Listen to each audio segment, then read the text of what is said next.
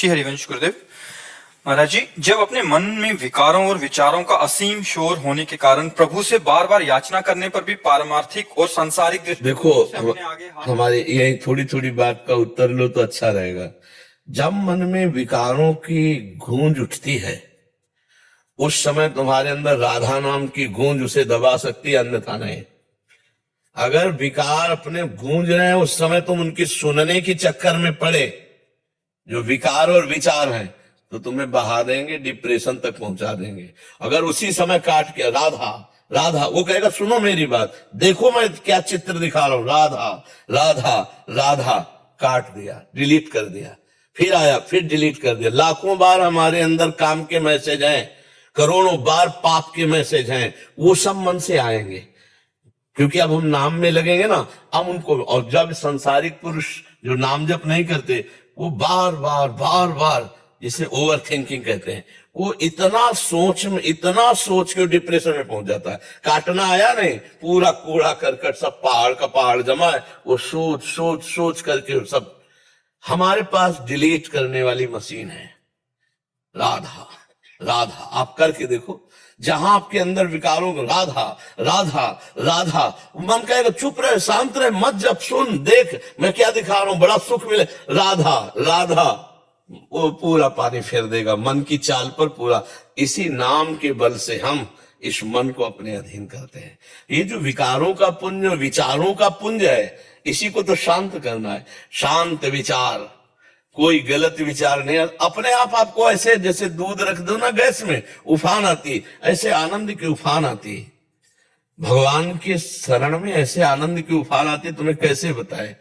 जरा सा ऐसे टच करो ना, जैसे घड़ा भर गया हो तो छलकने लगता है, ऐसे जरा सी भागवतिक बात हो तो बस आंसू ढलकने लगेंगे, वाणी मूक होने लगेगी, हृदय में एकदम आनंद, रोम रोम पुलकित। ऐसा ये सुख कहाँ है? इसी सुख के लिए तो हम तरस रहे हैं, भगवत सुख के लिए। तो ये विचारों और विकारों के पुंज को नष्ट करने के लिए उसी समय विवेक के द्वारा बिल्कुल नाम को रफ्तार से चला दो, वो डिलीट कर देगा। और जो इस कला को नहीं जानते हैं वो फिर परेशान हो जाते हैं। उपाय अंदर है, ये बाहर नहीं कोई, कि बाहर तुम गोली से मार दो या बंदूक चला लो। ये काम के ऊपर किसी का बाहर से है क्या? वो तो अंदर ही आक्रमण करता है। अंदर ही, अंदर आया, साक्षी भाव से रहे, तेरे में नहीं है, ये मन में है, तू उसको स्वीकार मत कर। और मंत्र का निरंतर जाप करते हो, काट उसको, निहाल कर दिया। ये हम इसलिए बता रहे हैं कि अगर आप पकड़ पाओ तो पकड़ पाओ।